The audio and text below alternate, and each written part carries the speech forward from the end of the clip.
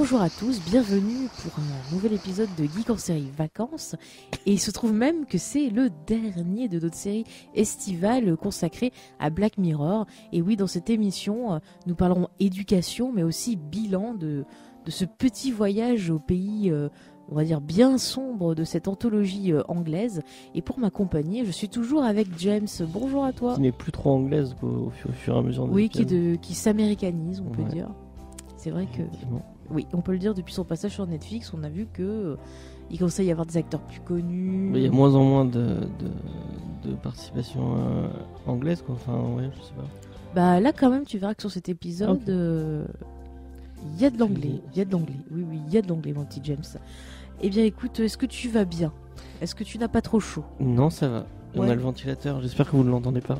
Mais on a le ventilateur puisque nous sommes en été, il fait chaud. Voilà. Bon, il fait quand même moins chaud que lors de notre dernière émission. Nous avons failli décéder pendant cet enregistrement. C'est vrai. J'arrête de dire effectivement tout le temps. Alors, vous pouvez faire un jeu à boire. Le jeu à boire, effectivement. Effectivement. Non, mais moi, c'est en effet ou en fait, ou tu vois, c'est des trucs comme ça. Donc, chacun, c'est... Effectivement. Effectivement, tout à fait. Alors, avant de commencer de parler de notre épisode, quelques petits remerciements habituels, parce qu'on aime ça, vous remercier pour votre gentillesse, vos commentaires, ça nous fait plaisir. Donc là, on a eu des commentaires sur Twitter de Sophia, une auditrice suisse que James apprécie beaucoup le pays, la Suisse. Donc j'adore la Suisse, et c'était une ancienne, enfin une auditrice aussi de Comedy Discovery. Vous avez déjà fait des retours sur Comedy Discovery, donc c'est cool. Voilà. On a aussi Xavier qui nous a laissé des petits messages sur Twitter, des petits clins d'œil et tout, c'est sympa. Ouais. C'est toujours plaisir. Très gentil. Et on remercie un de nos habitués qui est Hakim, qui nous a mis dans une liste de podcasts qu'il faut absolument écouter. Ouais. Bah, ça fait plaisir. C'est gentil. Il a mis Comedy Discovery aussi. Il a mis aussi Comedy Discovery, c'est qu'il a du goût. Ouais. Il manque plus que Ciné Blabla. Et il aura touché tout le James Effect Universe. Le bingo, c'est ça. Ouais. Est-ce qu'on parle du podcast award ou pas du tout? Alors on peut faire un petit point. C'est vrai qu'il y a eu les résultats des podcasts awards. On vous en parlait lors de l'émission précédente. Donc entre temps on a vu les résultats. Donc on n'a pas gagné. Bon, c'est pas grave. On n'était pas là non plus pour être à fond sur le win. Mais moi j'étais content parce qu'on a eu pas mal de. Vous avez été réactifs. On a eu pas mal de votes. Franchement, on vous remercie. En plus on n'était pas l'émission la plus inconnue parce qu'il y avait aussi le concours d'émission la plus inconnue.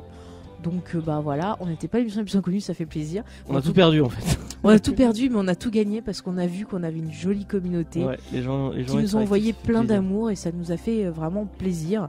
Et puis ça a permis de découvrir des émissions sympas.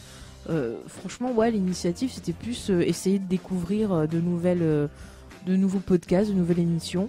Donc moi je trouve ça cool, ça fait une bonne ambiance. De toute façon dans ta catégorie, perdre face à pourquoi Buffy c'est génial. C'est des amis, donc on est content pour eux, franchement c'est super. Ils méritent de gagner parce qu'ils font vraiment du taf. Enfin, ils font vraiment un très bon taf et depuis plus longtemps que nous, donc c'est normal qu'ils soient ceux qui gagnent. Gagnent. Mais Buffy c'est tellement génial que voilà, il faut le dire. Donc voilà, bravo à eux. Bravo à tous et bravo à tous les podcasts qui ont participé. J'espère que vous avez fait des belles découvertes vous aussi. Et n'hésitez pas à nous dire, écoutez. Ensuite, autre petite annonce, nous avons fait un petit sondage pour voir si vous aviez envie que cette année aussi, dans la nouvelle saison, nous vous consacrions une émission rien qu'à vous. Moi, j'avais voté. Le choix des auditeurs. Mais toi, tu es vilain. On sait pourquoi tu as voté non. Parce que tu ne veux pas qu'on propose une certaine série. Et fais gaffe, à force de faire ça, les gens, rien que pour t'embêter. Moi, j'ai pas envie qu'on m'impose des séries, en fait. Pour ça mais tu es vilain. Tu es vilain. Pouvoir avoir mon mot à dire et poser mon veto en disant non, je ne veux pas parler de ça. Mais tu es vilain. Et ton sens de l'aventure. Peut-être que nos auditeurs, cette année, vont nous faire découvrir une série qu'on n'a jamais vue et qui est peut-être super bien. Tu sais pas ce que tu vas voir. Ou peut-être qu'il y aura Manimal, enfin. Non, jamais on ne fera Manimal. Oh là là. Bon, n'écoutez pas ce bougon de James. Moi en tout cas, je suis très contente que vous ayez répondu à cette question et que vous ayez envie d'avoir une nouvelle émission Choix des auditeurs. Donc, l'avant-dernière émission de la saison sera donc votre émission. Et pour ça, je rappelle, vous pouvez donc à partir de cette émission, à partir d'aujourd'hui, vous pouvez dès à présent donc nous faire des propositions de séries. Et la série qui aura été le plus demandée, sera traitée dans cette émission-là. Alors, on essaiera de faire assez souvent un point sur les propositions pour que vous soyez au courant. Peut-être comme l'année dernière, je mettrai un tableau. Ton petit tableau Excel. Peut-être, voilà, je remettrai à disposition un tableau pour que vous voyez, mais en tout cas, voilà, faites-vous plaisir, proposez la série, soit que vous avez envie de nous faire découvrir, soit vous êtes curieux de peut-être connaître notre avis dessus, soit vous voulez nous torturer, je ne sais pas. Hein. S'il vous plaît, ne proposez pas des séries nulles, type L'Anneau d'Enfer. Mais t'as fini. Ou, Non, je te jure, tu vas la voir un jour. Hein. Ou Dr. Queen. Mais c'est très bien, Dr. Queen. Non, Il y a c'est Joe chiant. Bicyclette, franchement. Les gens ne vont pas comprendre tes rêves, tes Mais privés c'est de pas jokes. grave, toi tu comprends. Oui, moi, Mais on leur expliquera s'ils choisissent Dr. Queen. Non, mais non, ne choisis pas Dr. Queen, s'il vous plaît. Si. On refera le générique en direct. Moi, je me remate pas de Dr. Queen. Mais si, avec le petit Brian. Il pose toujours des questions Non, intelligentes. à Monsieur c'est Bray. bon, changeons de. Après, tu vas donner des idées aux auditeurs. On fera le top des questions stupides de Brian. Rien que pour ça, je vais la faire cette émission. Jamais. Dr. Queen, jamais. Bon, en tout cas, pour proposer vos séries, tous les moyens sont bons. Commentaires sur iTunes, mail, commentaires sur les réseaux sociaux. Le commentaire sur iTunes est privilégié. Bon. Parce que tu lui donnes Non. Parce qu'il y a des gens qui n'ont pas iTunes et après ils se sentent tout tristes parce qu'ils peuvent rien proposer. Non, mais si on veut pousser Moi, les j'offre gens tout le monde. à nous. Mais les gens ne doivent pas. Sachez-le, le meilleur moyen de nous soutenir, c'est de nous mettre un petit commentaire sur iTunes avec 5 étoiles. Ça nous Disons que permet ça permet d'avoir plus de visibilité, Ouais. mais il y a des gens qui n'ont pas iTunes encore une fois, et moi je privilégie tout le monde. Effectivement. Voilà, pas de jaloux. C'est Et j'ai comme redit ça. effectivement. Et oui, effectivement, j'espère que vous avez sorti votre bouteille d'alcool. Hein. Alors, c'est tout ce que j'avais comme news. En tout cas, on compte sur vous. Après, si vous avez envie qu'on profite du choix des auditeurs, vous voulez nous poser des questions, savoir plus comment se fait geek en Je vais série. faire une FAQ. Si les gens ont envie, moi Pas je le temps, hein, propose. c'est Mais c'est pour ça. en juillet prochain. Non, pas en juillet Juin prochain. Bah non, l'émission elle finit en mai-juin. Enfin, elle sera en mai quoi. En Fin juin. Ouais, en juin prochain. Bon, à la fin de saison prochaine, Ouais. la dernière émission, on T'as va le pas temps, t'embêter. Avant de lancer Oui, la non, mais je lance en avance. Voilà, réfléchissez à ce que vous avez envie. Vous avez toute l'année pour ça. Comme ça, au moins, vous savez que moi j'aime bien. Top pour réfléchir. Vous savez, moi je suis quelqu'un d'organisé, donc je prévois tout à l'avance. Alors, au niveau des news, c'est tout ce que j'avais. James, on va pas te laisser faire ta pub pour ton émission, parce que ça suffit. Il est temps que nous parlions de cet épisode de Black Mirror qui s'appelle Archangel. Et Ouais, pourquoi Ou Archange en français. pourquoi je joue cet épisode? Déjà parce qu'il est réalisé par Jodie Foster, on va en parler dans quelques instants plus en détail, mais aussi parce que ça aborde un peu une thématique qu'on n'a pas du tout abordée cet été, c'est technologie et éducation. Donc on voulait inviter Super Nanny pour l'émission, mais elle n'était pas là. Quel dommage. C'est pas grave, on Elle va est se pas débrouiller quand même. Pardon. Non mais c'était celle d'avant, la nouvelle, elle a remplacé. D'accord. C'est bien James. Mais je sais pas, moi Le mec il a 10 ans de retard sur Super NT1. Nanny, ça me. Voilà, ça me parle pas trop. Et ça passe de temps en temps sur NT1. Et ouais. Ah ouais, un jour on fera un geek en série Super Nanny. non, jamais. Ne votez pas pour Super Nanny. Déjà, ce n'est pas une série télé, donc. On va faire les Kardashians. On deviendra fou. Non, jamais. Bon, allez, reprenons l'épisode donc Archangel. Donc l'épisode est écrit donc par le créateur de la série Charlie Brooker et il est réalisé par Jodie Foster qui est une artiste que j'apprécie beaucoup. Alors peut-on C'est une artiste. doit-on c'est une artiste. C'est une comédienne C'est réalisatrice. une comédienne, réalisatrice, productrice, très intelligente, elle fait plein de choses, elle est magnifique. Ouais. Voilà. Si on peut qualifier ça. Ouais, si tu peux dire que c'est une artiste. Bah oui, c'est une artiste. J'ai Tu- envie. Voilà, c'est Ça une fait personne. plaisir. En tout cas, c'est une personne que j'apprécie beaucoup. Effectivement. Voilà, c'est une très belle femme, très intelligente. Voilà, ça te va comme réponse? Avec content l'accent du sud. Tu es content? Je savais que tu l'attendais. En tout cas, pour présenter un peu Jodie Foster, excusez-moi, qu'est-ce qu'on peut dire? Elle est née le 19 novembre 62. Tiens, même anniversaire qu'Adam Driver, mais pas même année, en parenthèse. Oh, putain, mon Dieu. Faut que je L'info fasse Star people Wars, qui je sert peux à pas. rien. Ouais, je cherchais un peu, tu vois. Donc c'est un exemple d'enfant star qui a plutôt bien tourné, Ouais. on peut le dire. Une des seules, je pense. Ouais, Drew Barrymore c'est bien repris aussi. Hein. Enfin bon, on n'est pas sûr de Drew Ryan Barrymore. Reynolds aussi. Ryan Reynolds c'est un très bon exemple. Justin Timberlake et compagnie. Ouais, mon Drew Barrymore, elle a eu des. Drew Barrymore, elle a eu deux, des trois soucis problèmes, avec quand sa même. maman, qu'il a un peu rendu alcoolique. Enfin bon, on n'est pas sur Drew Barrymore, on est sur Jodie Foster. Donc elle a commencé enfant, elle a tourné dans des films Disney par exemple. Vous avez pu la voir dans Taxi Driver, Le Silence. Elle a des commencé dans des agneaux. pubs, non? Elle a fait des pubs aussi en effet. Tu vois, je dis en effet, je vais boire. Qu'est-ce qu'elle a fait encore comme beau film? Un film que j'adore beaucoup avec elle qui s'appelle Nell. Ouais. Je sais pas si tu te rappelles, où elle fait une enfance. Enfin, On en a parlé fille plein de fois, sauvage. mais je l'ai pas mais vu. il est vraiment bien ce film. Enfin, c'est vraiment une grande actrice qui a une C'est belle elle, dans carrière. Gorille dans la brume ou c'est. Non, c'est Sigourney c'est- Weaver. ouais, je l'ai C'est confondu. pas pareil, pas pareil. Elles ont. Vous l'avez vu dans Contact aussi, Jodie Foster de Robert Zemeckis. J'aime pas trop contact. Ben en fait, bizarrement, quand je l'avais vu ado, j'avais eu du mal et je l'ai revu récemment sur Netflix et j'ai beaucoup plus apprécié. C'est marrant, tu parles pas de son film le plus. Enfin, pour moi, le film le plus marquant, ce qui a relancé un peu sa carrière, c'est quand même Le Silence des Agneaux. J'en ai parlé il y a 2 minutes du Silence Ah, des j'ai Agneaux. pas entendu.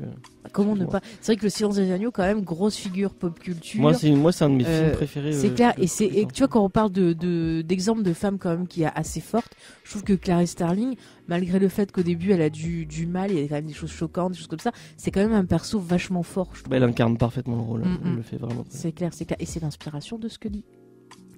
Et oui, et Jodie Foster, c'est aussi donc une réalisatrice que j'apprécie beaucoup, qui a fait notamment le film Le Petit Homme, où c'est l'histoire justement tu l'as vu, d'un enfant un peu surdoué, et elle s'est inspirée un peu d'expériences vécues elle-même. Oui, parce qu'elle est elle-même surdouée. D'ailleurs, elle parle un français impeccable, sans accent. Je sais pas comment elle fait. C'est elle qui se redouble sur la plupart des films. Souvent, elle se redouble. C'est exact.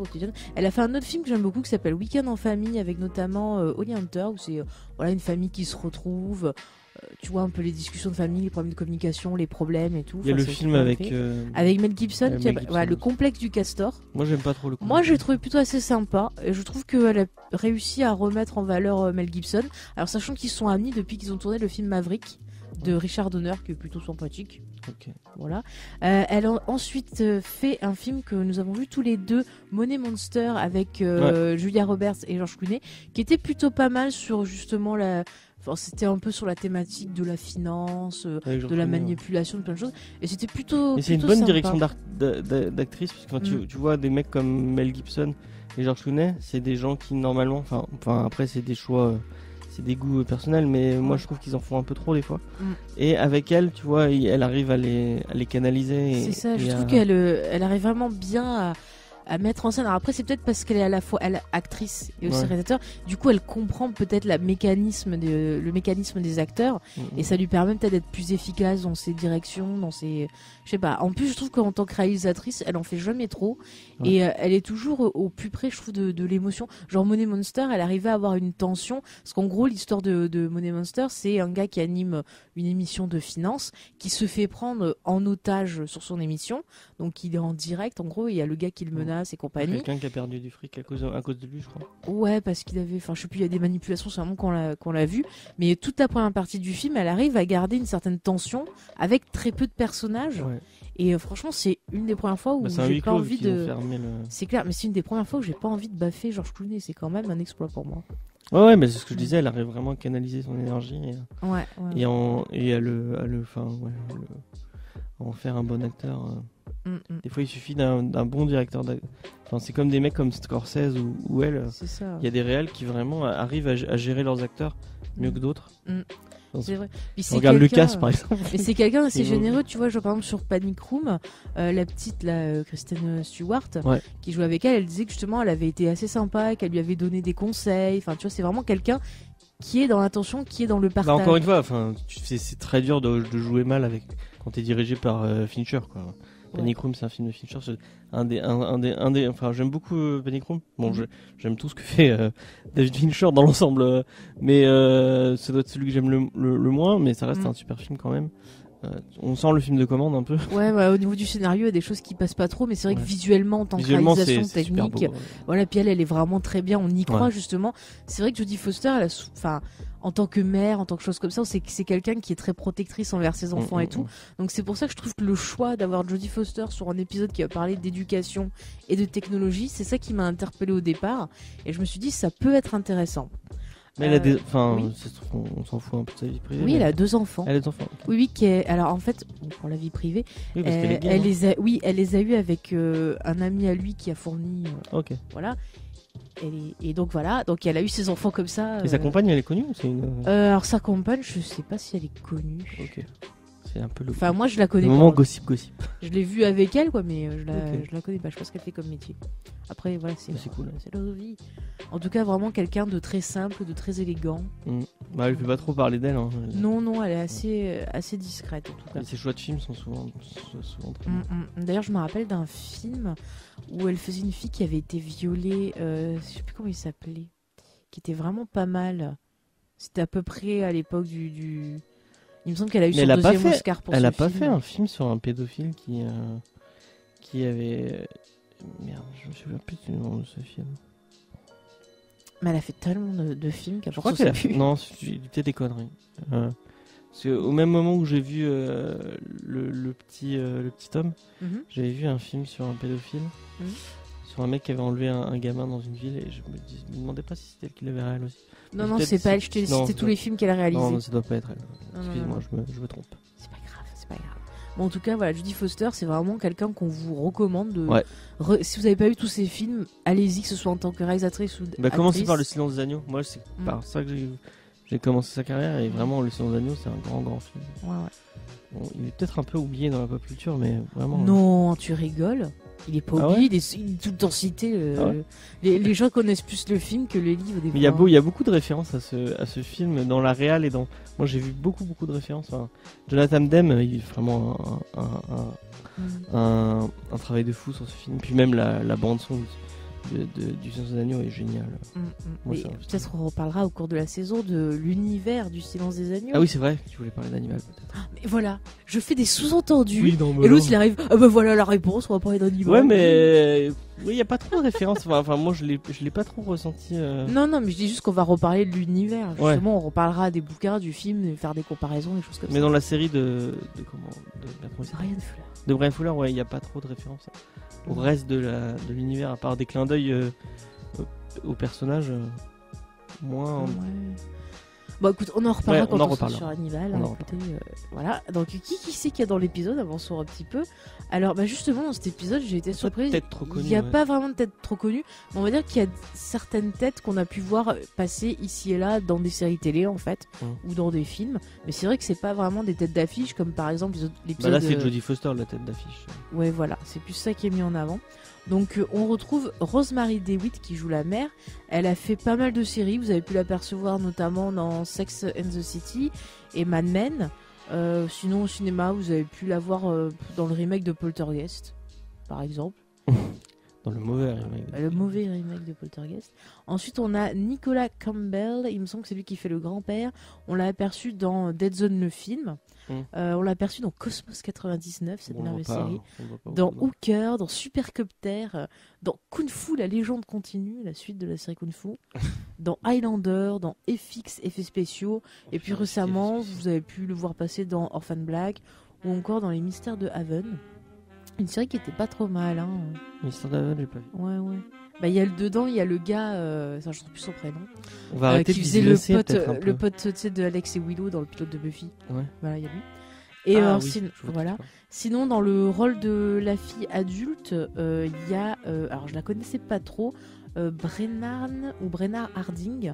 Apparemment, elle est apparue dans des séries anglaises comme The Code ou A Place to Call Home, si ça te dit quelque chose. J'ai vu aucune aussi ça. Voilà. Et sinon, on a alors Owen Teague qu'on a pu apercevoir dans le film Hit, qui jouait le rôle de Patrick. Ça te dit quelque chose? Ah, c'est C'est le le copain méchant. de la. Non, Non, c'est lequel? J'arrive pas à le remettre, Patrick. c'est pas le mec de la mère avec qui elle couche. Non, c'est un petit jeune, je te parle. Ah, c'est un petit jeune. C'est un ado. Ah bah c'est son copain. Alors. Oui, non, mais je te parle dans Hit. T'as envie de- Il fait le rôle de Patrick dans Hit. Et j'arrive pas à me rappeler. J'ai pas vu Hit, donc je suis vaincu. Et si, on l'a vu ensemble au cinéma, Hit. Hit. Ça. Ah putain, Ah là mon là. Dieu. Ah bah il fait peut-être un des méchants, un des ados méchants. Des ados méchants, je pense. Bon, vraiment. Ah c'est pas le mec. Ah donc c'est le du coup dans l'épisode Dans l'épisode, il fait le version ado, je pense, du gars que la petite aime bien.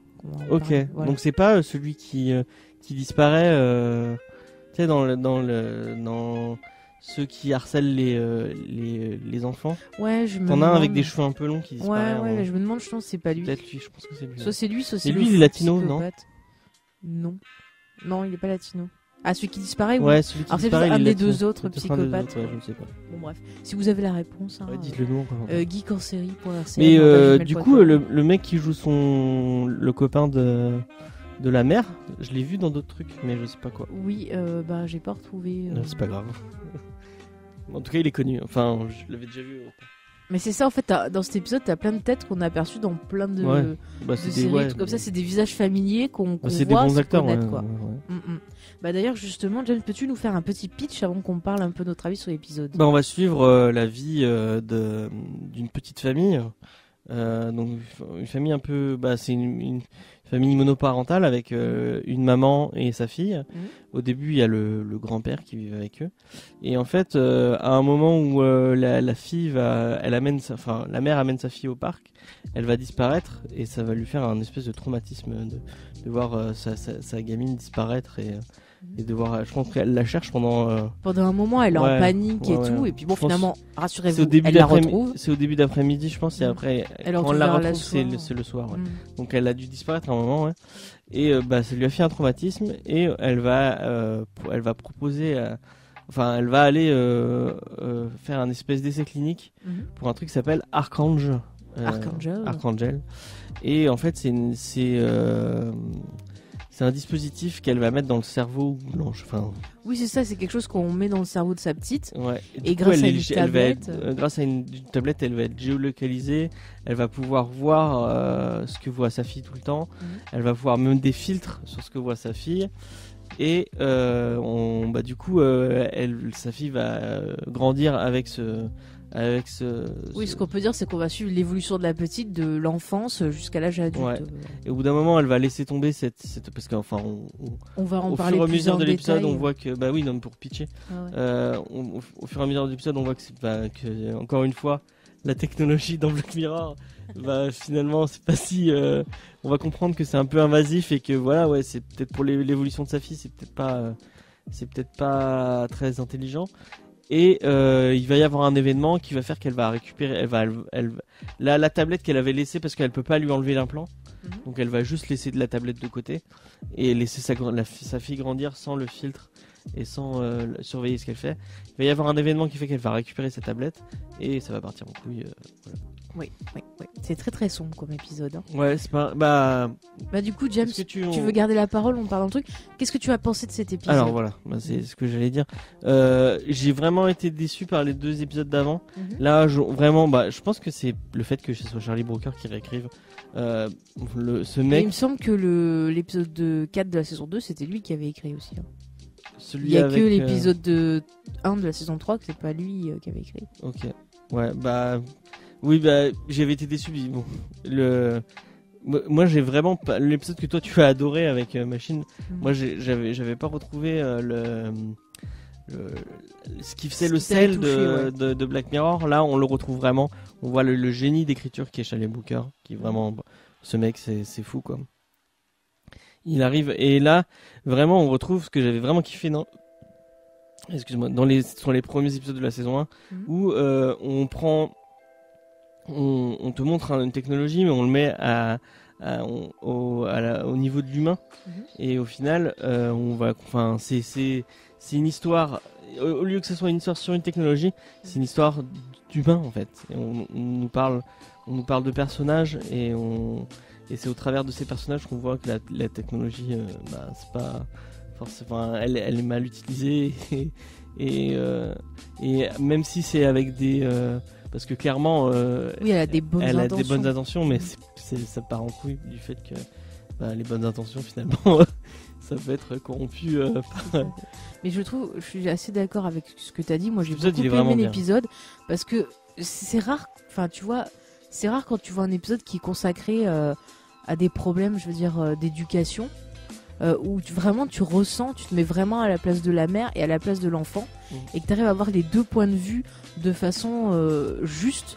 Je trouve que c'est rare et on comprend tout à fait la peur et les doutes et tout ce qui emplit l'esprit d'un parent. Nous, on n'est pas encore parents, mais pourtant, tu vois, ce que j'ai vu, je me suis dit, mais merde, c'est vraiment quelque chose que je pourrais ressentir moi si j'avais un gosse, tu vois. Enfin, je sais pas si tu vois ce que je veux dire, j'ai vraiment bien ressenti. Ouais, non, mais clairement, je suis en train de rechercher. Vas-y. Mais même c'est pareil, l'enfant aussi, on comprend ce qu'il ressent, les frustrations, les choses. Alors moi clairement, pour l'instant, mon préféré, si on devait faire un classement des trucs qu'on a vu, parce que pour l'instant je n'ai vu, à part le 2 de la saison 1, Les seuls épisodes que j'ai vus de la série, c'est ceux qu'on a fait pour l'émission. Oui, parce que toi tu étais dans l'optique de celui qui découvre. Ouais, voilà. Exactement. Donc maintenant, mon préféré c'est The Entire History of You, qui vraiment, enfin moi, oui, on sent que tu l'as aimé. Tu nous en as parlé souvent. Oui. Bah en fait, ça a été la marque. Enfin, à chaque fois, je regardais l'épisode et je me sais par rapport à cet épisode en me disant comment il est par rapport à cet épisode. Et bon, vu que ça a été celui que j'ai vraiment j'ai vraiment kiffé cet épisode au niveau de la réal et au niveau de l'histoire et du casting. C'était vraiment, moi je trouve vraiment que c'était parfait. Donc celui-là c'est vraiment le premier. Et je mettrais Archangel vraiment dessous. C'est marrant, tu vois, quand j'ai choisi, je me suis dit peut-être ça va pas plaire à James, et j'étais vraiment surprise que tu me dises que tu l'aies aimé, quoi. Je trouve ça super cool. Je pense que il a, bon, je vais être méchant hein, avec Jodie Foster, attention. Je trouve que la réal de The Entire History of You est un cran au-dessus, et c'est pour ça que je l'ai préféré. Je trouve qu'il y a des idées de réalisation et ils vont un peu plus loin. Bah après, le fait que la techno peut-être de The Entire History of You, elle permettait plus de trucs marrants et de trucs à faire avec la réal. Là, je la trouve un poil plan. Enfin, je sais pas. Moi, je trouve que tu vois, elle est peut-être simple. Mais en même temps, elle arrive bien à mettre. Ouais, mais je trouve qu'elle arrive bien à mettre, en fait, à faire que la technologie, la tablette, on le voit comme un ennemi, comme une menace toujours qui va planer, en fait. C'est-à-dire que quand elle apparaît et tout, tu commences à être méfiant quand il te montre l'utilisation et tout. Toi, le spectateur, tu sais que ça va mal finir à un moment ou à un autre, tu vois. Mais en même temps, tu comprends que la mère, elle soit contente. Enfin, tu vois l'attrait. Et quand t'as la partie où justement elle dit ok, je vais la ranger, nanana, tu sais aussi qu'à un moment, ça va mal finir. Du coup, quand il y a des plans comme ça qui la montrent ou qu'elle va prendre, tu commences un peu, tu vois, en fait, ça aurait pu être stresser, un poil quoi. plus SF. C'est ça qui m'a manqué, je pense. Ouais, mais je pense qu'elle voulait. Très classique. Ouais, mais je pense qu'elle voulait montrer peut-être vraiment le problème de relationnel entre une mère et son enfant, et montrer les deux facettes d'une pièce. Tu vois, permettre peut-être à l'enfant de mieux comprendre des fois la façon dont réagissent ses parents, et aux parents, tu vois, de mieux comprendre pourquoi l'enfant peut être en conflit contre lui. Peut-être qu'elle a essayé un peu de réfléchir sur la question de cette relation. Elle a voulu que ce soit vraiment très contemporain et très... C'est pour ça que c'est moins SF. Et que... Bah après, elle s'est peut-être mis du point de vue que, ok, ce monde-là, ça va être genre ma réalité, mon présent. Comment je vais le filmer? Et du coup, elle l'a filmé comme si elle était elle-même peut-être dans ce monde-là aussi. En fait, la techno est vraiment futuriste. Enfin, la plan est futuriste, mais la façon dont l'utiliser, c'est des trucs qu'on connaît maintenant, parce qu'en fait, au final, c'était juste une tablette et tu regardes avec la tablette. Ouais. Après, peut-être que tu vois l'époque où se situe cette histoire, et peut-être une époque qui va être avant les autres histoires qu'on a vues. Je pense pas que c'est réfléchi comme ça. Je sais pas. Moi, je pense qu'elle a surtout voulu utiliser en fait la technologie comme un outil pour mettre en valeur le sujet de l'épisode. Et c'est ça que je vais rapprocher. Moi, j'aurais bien aimé une direction aimé, artistique quoi. un peu plus SF, un peu plus qu'ils aillent un peu plus loin dans le là, parce qu'on voit vraiment les décors, c'est super simple, tout. Enfin, ça fait vraiment américaine. Banlieue américaine, mais banlieue américaine un peu pauvre. Alors que t'as une technologie qui est vraiment... c'est peut-être un peu pour montrer... parce que justement, elle se paye cette technologie parce que c'est un essai clinique. Ouais, c'est gratuit. Donc c'est gratuit, elle peut pas autrement, tu vois. Et c'est peut-être ça aussi, de montrer en fait le rapport technologique entre les riches et les pauvres. Parce que jusqu'à présent, c'est vrai qu'on a eu surtout des personnes de milieu aisé qui avaient accès à la technologie. Tu regardes l'épisode avec Bryce Dallas Howard, elle est vraiment en middle class... en recherche justement de s'élever, d'arriver à... Ouais, mais la technologie était peut-être différente aussi. Parce que là, mais tout le monde est tout le monde de merde, comment il s'appelle cet épisode? Lequel? Celui avec Bryce Dallas Howard. Nosedive. Nosedive, ouais, ou Chute libre. Tout le monde on va dire Chute libre. Tout le monde de Chute libre, et il est vraiment SF, il est vraiment beaucoup plus... Mais peut-être que c'est un monde qui est peut-être plus avancé dans le temps par rapport à cette histoire-là. Je sais pas comment l'auteur, le créateur de la série, s'il s'est fait une timeline. Non, je pense que c'est... Je pense qu'il il y a vraiment pas de lien entre les épisodes. Il faut pas Non, le mais voir peut-être comme qu'il ça. s'est fait une timeline pour savoir justement les technologies et tout comme ça. Mais je pense que c'est par rapport à la techno. Il a la direction artistique, elle doit se dire bon là il nous faut un monde plus futuriste vu que la techno. Enfin vu que dans Chute libre, il faut que toute la civilisation soit touchée par cette technologie. Il fallait que le monde soit comme ça.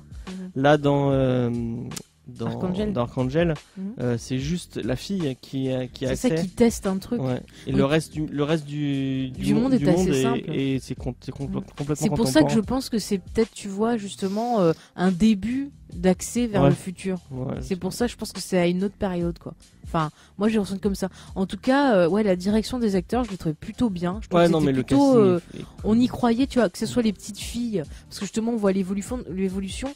Donc pour le rôle de la petite fille, en fait, il y a différentes actrices suivant l'âge, et je les ai trouvées toutes. Les petites, elles sont bien. La toute petite, elle était toute choupinette. Elle m'a fait d'ailleurs penser à Jodie Foster enfant.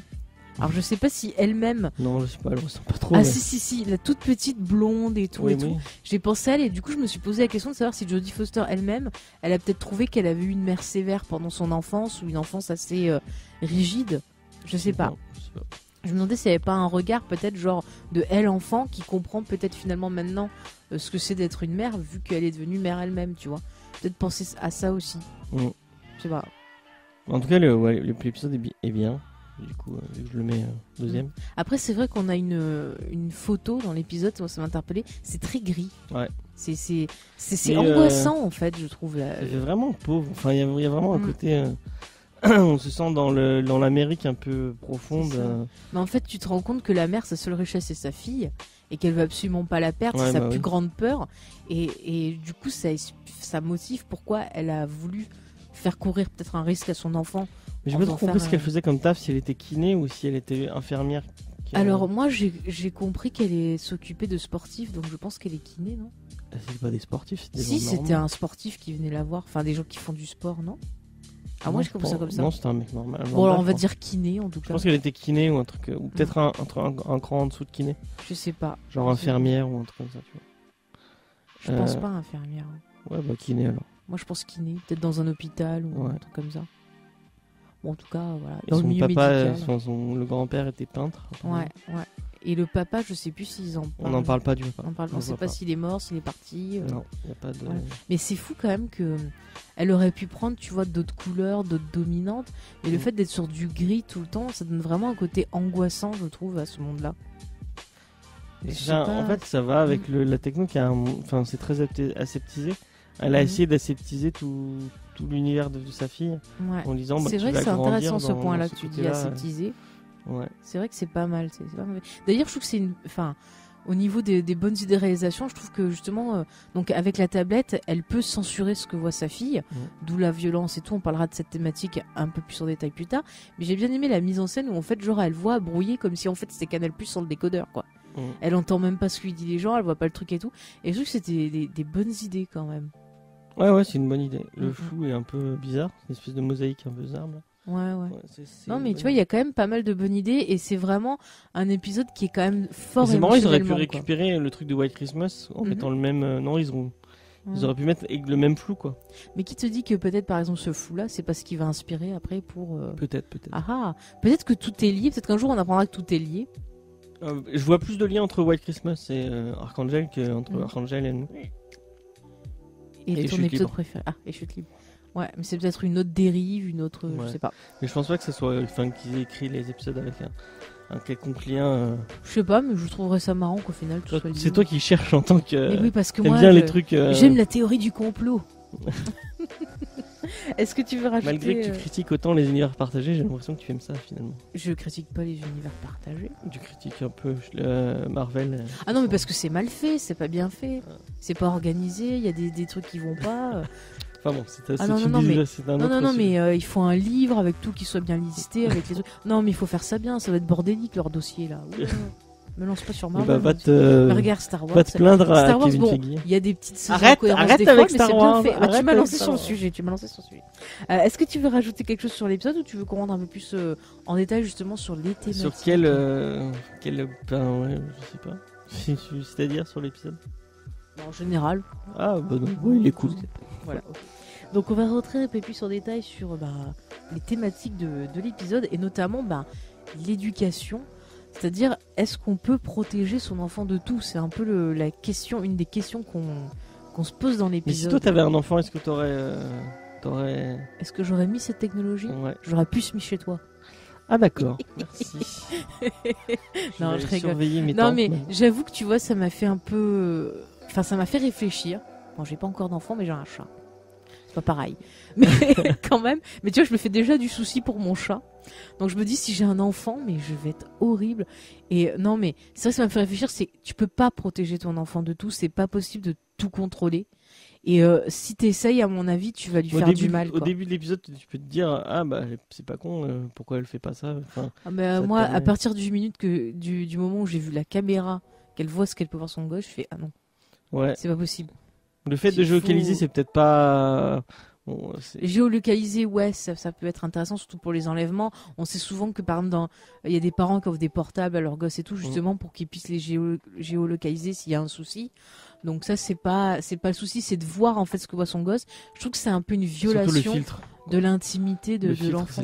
C'est la pire idée. Ouais, ça, on va en parler quand on fera la partie sur la violence. Là, on est sur l'éducation. Ouais. Mais je trouve que, voilà, au final... les deux sont un peu liés, quoi. Ouais, mais je trouve que...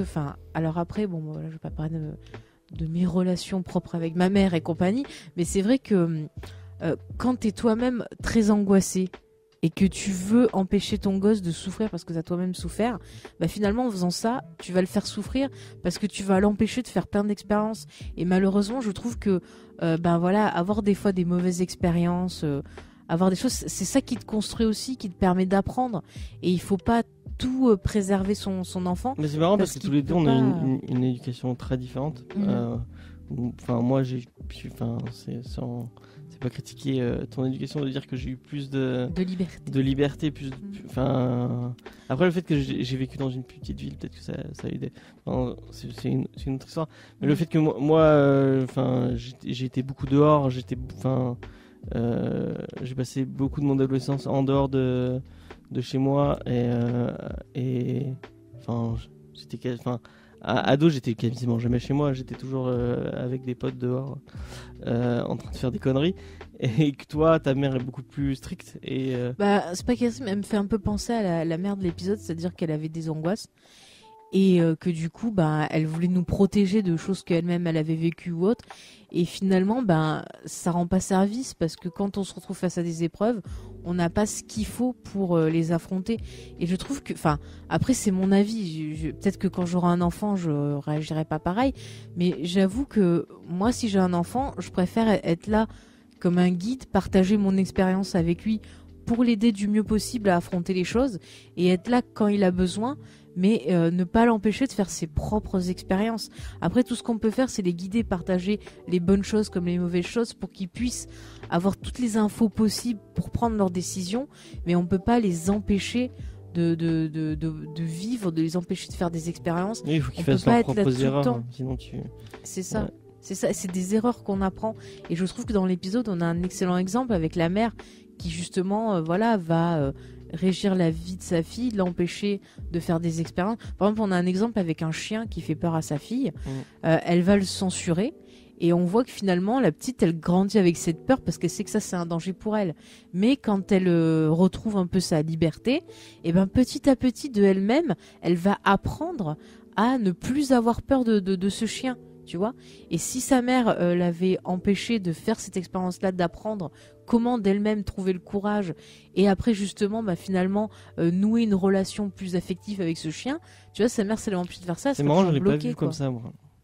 Tu l'as pas vu comme ça? Le fait que, l'idée qu'on voit, parce qu'en fait on va la voir au fur et à mesure qu'il passe devant ce chien qui avant était flouté parce que sa mère pensait que ça la stresserait, et parce qu'en fait c'est un chien qui aboie, c'est le chien de son voisin qui lui aboie dessus à chaque fois, donc et en plus il est un peu gros, donc il fait un peu menaçant, donc elle se dit on va flouter ça lui fera moins de stress, et on va la voir qui évolue, et quand elle arrive pré-ado, je sais pas, au collège je pense, donc elle a déjà pas mal elle arrive en ayant des filtres, et les gens autour d'elle, et il faut rappeler que la techno l'archange là, ça a été interdit partout tout apparemment. Apparemment, elle est la seule à. Ouais, il y a vraiment pas beaucoup de personnes qui l'ont et c'est un peu décrié d'après ce qu'on comprend. Genre on se moque d'elle. Et on se moque d'elle, mais je pense qu'on se moque d'elle pas parce que la techno, mais parce qu'elle doit être bizarre. Elle doit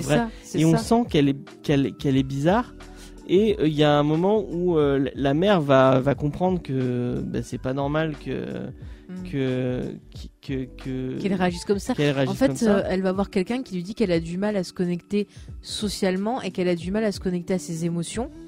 Pourquoi ? Parce que justement, le fait de pas voir, elle peut pas apprendre à affronter ça.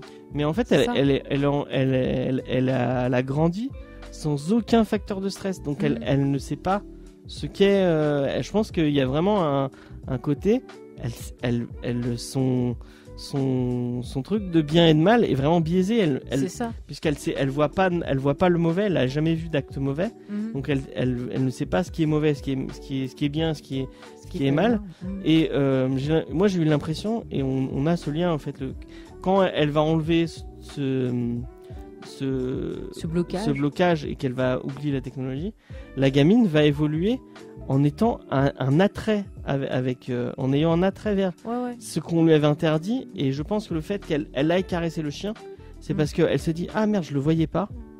En fait, elle va aller elle va aller vers le mauvais. Après on va la voir, elle va sortir avec un mauvais garçon, elle va avoir un lien, et je pense qu'elle va être attirée vers les trucs que sa mère lui interdisait. Je suis 50% d'accord avec toi. Pour le chien, je pense qu'en fait elle s'est dit ah mais en fait j'avais peur, mais c'était pas si grave que ça, c'était un petit chien, voilà. Oui, mais le fait qu'on la montre en train de le caresser, oui. Je pense que c'est ça qu'ils veulent essayer de dire. Oui, peut-être, mais moi je veux dire, moi le chien, c'est que je pense qu'elle se dit ah j'avais peur de ça, j'avais pas à avoir peur de ça. Et peut-être que finalement après elle se dit la violence, le sexe et des choses comme ça, finalement j'ai peut-être pas besoin d'avoir peur. C'est peut-être on sent qu'elle a une attirance pour les trucs un peu dans ce style-là. C'est peut-être aussi un moyen de défi envers sa mère aussi, en disant tu m'interdisais ça, mais elle avait pas de limite, elle voyait pas les limites, puisque on lui floutait ce qui était bien, ce qui était mal, et donc elle voulait à tout prix tester toutes les limites. C'est ça. D'ailleurs elle va apprendre le mensonge, elle va le fait que on peut spoiler de toute façon. Oui. Vous êtes censé l'avoir vu, attention. Quand elle voit que son petit copain deal de la drogue et qu'elle peut avoir accès à la drogue, son petit copain lui veut pas lui filer de drogue, et elle est là en mode ah non, je veux à tout prix tester ce truc. Et on sent qu'elle a besoin de tester ses limites et d'aller et elle est attirée vers. Mais c'est peut-être aussi qu'elle a besoin de comprendre les choses, de comprendre pourquoi on les lui interdit. Il y a peut-être aussi cette en même temps, oui, je suis d'accord avec toi, il y a le défi envers sa mère de dire tiens, regarde, je fais ce que tu m'interdis, mais il y a peut-être aussi un moyen de comprendre. Mais c'est pas une question, je pense pas que c'est une question de défi envers sa mère, c'est une question d'éducation, qu'elle a été élevée sans tous ces repères-là, et je pense qu'elle a besoin de tester ses repères, elle a besoin de se dire, et je pense vraiment qu'il y a une question d'attirance vers les trucs qui lui ont été interdits. L'interdit, ça attire toujours. Non, mais je suis d'accord avec toi sur ça, mais je pense qu'il y a aussi le besoin de compréhension, de savoir pourquoi. Parce que quand tu vois des émissions, je prends l'exemple de Super Nanny, c'est pas non plus la meilleure émission d'éducation du monde, mais même j'ai vu d'autres choses qui en parlaient et qui disaient que souvent l'enfant avait besoin de comprendre pourquoi on lui interdit des choses. Et que finalement, quand tu lui expliques pourquoi, il va comprendre et il va pas être attiré par ça. Alors que si tu ne lui expliques pas pourquoi, forcément, il va être attiré par ça. Et on a le cas où la mère se contente de désactiver le filtre, mais sans avoir une discussion avec son enfant en lui expliquant pourquoi elle avait fait ça. Tu vois, c'est juste, elle lui dit écoute, je vais débrancher la truc et tout, je te regarderai plus, tu pourras faire comme tu veux et tout ça, mais elle lui dit pas pourquoi elle avait mis ça en place, alors que à l'âge où elle coupe la petite à une dizaine d'années, elle est tout à fait en état de comprendre pourquoi elle était sous ce dispositif. Du coup, moi j'ai eu l'impression qu'elle était vachement plus immature par rapport aux autres personnes autour d'elle. Parce qu'elle n'avait pas eu ce... Mais totalement, on l'appelle bébé, il me semble, à un moment et tout. Donc c'est assez... c'est ça, parce qu'elle n'a pas elle n'a pas les outils pour pouvoir grandir en adéquation avec les autres et avoir des relations sociales avec les autres, parce qu'il manquera toujours quelque chose qui fait qu'elle sera Moi, j'ai vraiment vu le lien avec ouais. le bien et le mal. Tu vois vraiment que le fait qu'elle Oui. elle a pas le... Non, mais je suis Même il y a d'accord un avec moment toi. où ils discutent, ils disent ouais, en fait, elle voyait pas les gens se disputer, elle voyait pas le... Du coup, C'est ça, donc elle connaît pas le dès conflit. qu'il y a un peu violence et de conflit, Mm. ça lui était interdit. Du coup, Ouais. elle va aller... Moi, je la voyais avoir cette attirance vers... Je pense que si elle avait grandi normalement, elle aurait pas voulu tester la coke, par exemple. Elle aurait peut-être pas été attirée par... C'est ça, si sa mère lui avait expliqué, bah voilà, la ouais. drogue c'est pas bien, machin. Même à l'école, t'as des fois, ils t'expliquent les drogues et tout comme ça. Et ça, elle a pas dû l'entendre, ces discours-là. Ouais. Donc du coup, elle ne sait pas. Donc c'est un truc de fou. Et c'est là où ça remet en avant une des thématiques de la série et qui prend encore plus son sens en matière d'éducation, c'est la communication. C'est important, je pense, de communiquer avec son enfant. C'est important de discuter avec lui. Elles ont l'air d'avoir une relation où elles communiquent quand même.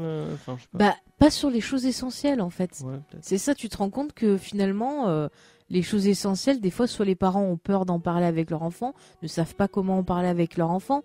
Tu vois, c'est assez compliqué. Et peut-être que le fait aussi de vouloir la surprotéger, c'est peut-être pour éviter sur son enfant les erreurs qu'elle a commises ou les erreurs que, par exemple, ses parents ont commis sur elle. Tu vois, il y a beaucoup de cas.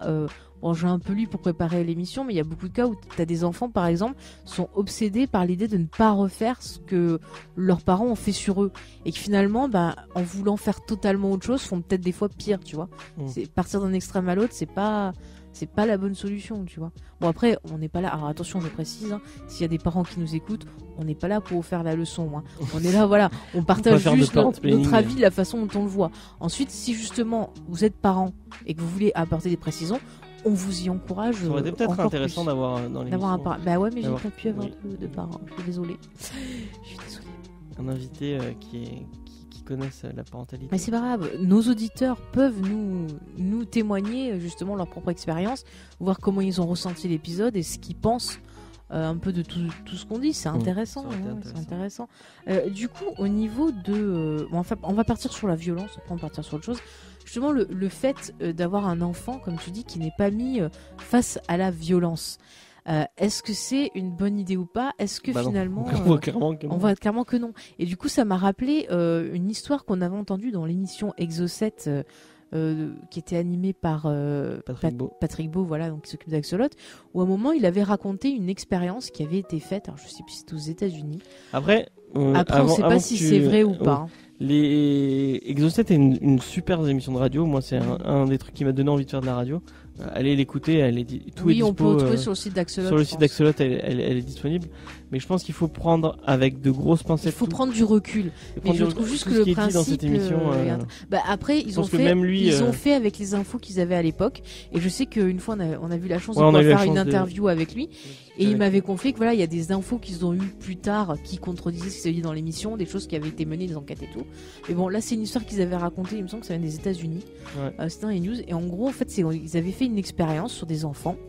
Ils avaient fait 2 groupes. Un groupe où on ne montrait pas de violence, enfin des programmes adaptés pour eux tranquilles, et un groupe où on montrait que de la violence, mais tu vois, sans explication.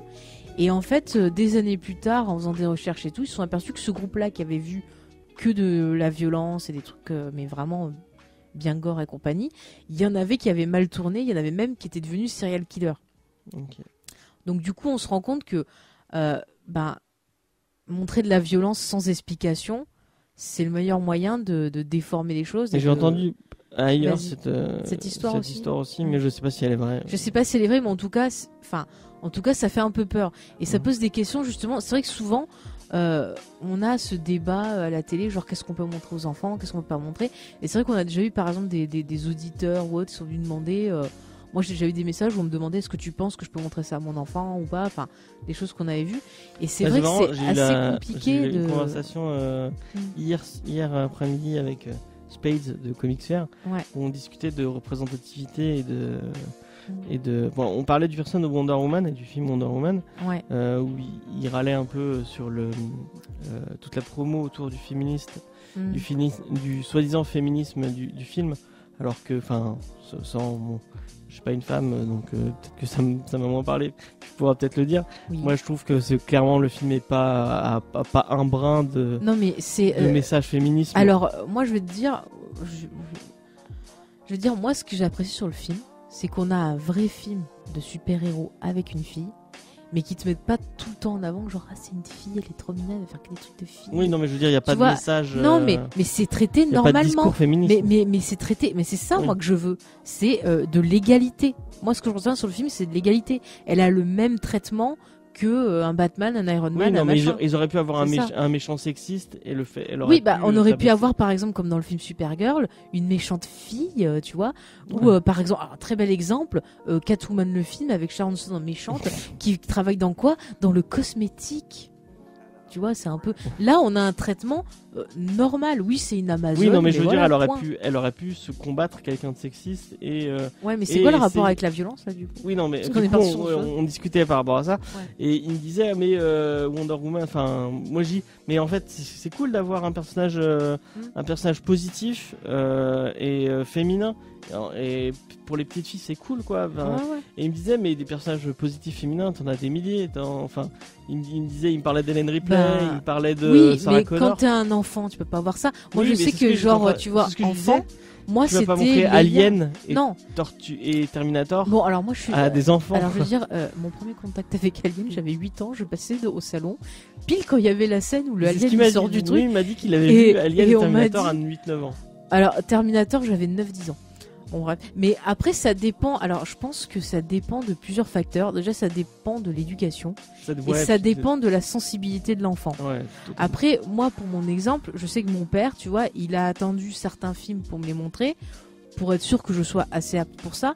Et encore, tu vois, on parlait beaucoup de cinéma. Enfin, très tôt, je me suis passionnée pour ça. Et tu vois, il avait tendance à me dire s'il y avait un truc qui pouvait être choquant ou quoi. Il me disait, bah, tu vois, ça, c'est des effets, c'est fait comme ci, comme ça. Enfin, tu vois, il m'expliquait un peu des choses, tu vois. Donc c'est vrai que j'ai pas été hyper choquée. Après, moi, je suis. T'as peut-être su vite faire la différence entre la fiction et la réalité. Du coup, après, voilà, moi j'ai toujours été portée sur l'imagination, les choses comme ça, donc j'adorais ça. Mais après, tu vois, ça dépend de la sensibilité. Après, tu vois, moi très tôt, très petite, j'aimais tout ce qui était monstre et tout ça, ça m'a jamais fait peur. Alors que par exemple, tu vois, il y avait des gens autour de moi qui avaient le même âge, qui eux n'aimaient pas ça et tout, étaient terrifiés. Et j'étais regardée comme bizarre, tu vois, alors qu'en fait, moi, ça me faisait rien. Donc, je pense que c'est une histoire de sensibilité, d'éducation et tout. Mais je pense que quand il y a des choses qui peuvent peut-être faire peur à un enfant, il faut pas hésiter à regarder avec lui et discuter avec lui de ce qu'il voit. Tu vois, je trouve que les trucs du CSA sont très mal faits, leurs pubs, mais ce qu'ils disent derrière, je trouve que c'est pas mal de dire la discussion avec l'enfant. C'est intéressant parce que un enfant va peut-être voir un truc qui pour nous va pas être violent, mais pour lui ça va être violent. Et le fait d'en parler, c'est important. Le mec qui arrache le portable des mains du gamin, ah ça fait peur. D'où tu arraches Moi je me serais fait. Bon après, il faut pas exagérer, à 8-9 ans, tu montes pas des trucs interdits à moins de 16 ans ou du gore bien crash. Alien, il me disait avoir vu Alien à 8-9 ans. Bah, c'est surtout la scène quoi, de quand il mange qui est quand même. Et même le film, il est vachement. Il est vachement angoissant. Tout le long, t'as une tension qui, pour les enfants, c'est chaud quand même, quoi. Bah après, ça dépend. Enfin, moi, je me suis grave éclatée dessus. Puis Ellen Ripley. Oui, mais moi aussi, je kiffe, mais amoureuse d'Ellen Ripley. Mais après, tu vois, en termes de modèle, quand j'étais enfant, tu vois, quand j'ai découvert Star Wars, c'était genre Leia. Je te dis, mais mes poupées Barbie, je leur faisais la coiffure de Leia et je défonçais tout le monde avec. Bon, voilà, moi, je cherchais des. Bah oui, mais parce que ça m'a marqué, c'est voilà. Mais genre un gamin qui est fan de dinosaures, tu lui montres Jurassic Park à quel âge? Bah ça dépend encore une fois la sensibilité de ton enfant, tu vois. Parce que ça fait peur quand même, Jurassic Park. Bah après ça dépend. Si ton gosse tu penses que ça peut passer, tu lui montres. Après tu peux tester, si tu vois qu'il a peur, tu dis bah tu vois c'est un robot qui sont construits et tu lui expliques. Puis au pire il fera des cauchemars et puis voilà. Et bah tu l'amèneras chez le psy, c'est pas grave. Bon après tu peux commencer avec le film Dilotopia. Donc on reprend sur la violence du coup. Alors pendant que Faye il lance des enregistrements alors que bah non en fait on vient de faire un quart d'heure sur la violence. Un quart d'heure sur la violence. Alors on va reprendre. Donc on parlait de la violence, oui ça dépend du coup du choix de chacun et de comment l'enfant perçoit et sa sensibilité et plein de choses. Et justement dans la série on voit que clairement du fait que la violence n'est pas expliquée, qu'il n'y a pas d'éducation, qu'il n'y a pas de communication avec son enfant, bah forcément, elle ne sait pas comment réagir face à ça. Ouais. Ça, on l'a vu. Et il y a un autre point. Après, on était parti sur autre chose. Je sais plus ce qu'on a dit, je suis désolé. J'étais parti sur autre chose. Ah oui, maintenant. et la technologie, bon, en gros, on a résumé la violence, c'est pas bien. Mais violence, elle est pas nécessaire pour pouvoir justement mettre en place des boucliers et avoir aussi peut-être des barrières pour dire oh non, là, ça va pas. Mais encore une fois, on voit qu'elle a vu, elle a vu aucun conflit. Sa mère l'a écartée de tout ce qui était conflit, donc elle sait pas les régler en fait. C'est ça. Le moment où elle va avoir le plus gros conflit on va en parler. On va en parler après. Parce que c'est lié à quelque chose. Mais après aussi, tu vois, ce qui est intéressant, c'est qu'elle a ce désir de violence parce qu'elle veut savoir ce que c'est. Elle est attirée on par le voit, le. Elle dessinait, elle voulait faire du sang, elle voulait faire des trucs. Puis c'est pareil, elle va vers un mec qui lui regarde beaucoup de violence et qui a tendance à en raconter parce qu'elle veut savoir. Et du coup, dès qu'elle est attirée par le mal. Je pense que vraiment, c'est clairement. Mais je dis parce qu'en fait, elle est attirée par le mal, mais parce qu'elle n'y voit pas du mal, parce qu'elle ne sait pas ce que c'est mal. Oui, parce qu'elle a pas connaît pas la différence. Elle veut juste voir ce qu'elle a jamais vu et ça la fascine. Parce que c'est quelque chose qu'on lui a empêché, quoi. On a bloqué sa curiosité et du coup maintenant elle va à chaque fois elle va merde comment dire elle va merde putain elle va aller vers ce qu'elle ne connaît pas. Ouais. Mais elle va vouloir faire des tests, tester ses limites. C'est ça. Mais tu vois du coup au lieu d'en parler avec sa mère, elle va commencer justement à garder des choses pour elle et à partir dans le mensonge parce qu'elle sait qu'elle ne peut pas communiquer sur certains sujets avec sa mère, comme la violence, le sexe, parce que ça, elle lui a toujours interdit. Et ça je sais ce qu'on avait dit. On avait dit aussi que les deux, elles communiquaient pas du tout. C'est ça. Ou alors elles communiquaient pas. Elles communiquent sur des choses de la vie de tous les jours. Genre, tu vois, regarde, leur seule conversation le matin, c'est qu'est-ce qu'elle boit. C'est ce qu'elle disait en fait que la violence, ça peut, ou même des films violents ou des trucs violents, ça peut être important. Enfin, c'est pas si grave tant que si après tu discutes avec ton enfant ou avec voilà, la il faut en parler. Déjà, il faut voir la discuter, sensibilité de ton enfant. Et quand tu décides de lui montrer quelque chose où il peut y avoir un moment où ton enfant peut être choqué, il faut pas hésiter à en parler avec lui, à dédramatiser les choses, à expliquer que ce qu'il voit c'est du cinéma, tu vois, ou c'est une série, enfin c'est de la fiction. Ça, c'est très important de faire la différence entre fiction et réalité. Dans l'épisode, il y a un moment clé où si elles avaient communiqué, leur relation aurait pu continuer d'une façon plus normale. C'est le moment où, parce que la mère découvre que c'est-à-dire que sa fille lui dit je vais passer la soirée chez une copine. Le fameux plan, je vais chez une copine, mais en fait, j'y suis pas. Ouais, et en fait, la mère va appeler tous les amis de sa fille et personne ne sait où elle est, puisqu'elle est avec son petit copain son petit copain qui vend de la drogue. Son petit copain est un peu en dehors de son groupe d'amis normal. C'est le mauvais garçon de l'école, comme on a dit. Donc personne n'a de lien avec, donc elle sait pas où, ils savent pas où elle est. Elle savait pas où elle est, en effet. Et du coup, elle décide de ressortir la tablette. Elle va ressortir la tablette pour voir où elle est. Et en fait, ce qu'elle aurait dû faire, elle aurait dû juste regarder où elle était géolocalisée. Aller la chercher et discuter avec elle. Et là, parce le problème... que visiblement, juste avant que tu embrayes, c'est que visiblement, tu vois, la communication est rompue parce que la petite, elle sait qu'elle peut pas parler de certains sujets avec sa mère parce que sinon elle va peut-être au risque, tu vois, qu'elle la censure. Donc du coup, elle va commencer à cacher des choses. Et la mère, elle se rend compte qu'elle peut pas avoir confiance en son enfant. Non, je pense pas que ça soit ça, parce que en fait, je pense que c'est un comportement normal entre guillemets d'adolescent. Après, je sais que moi, il y a des choses dont je vais pas parler à mes parents parce que je sais que c'est pas possible de leur en parler.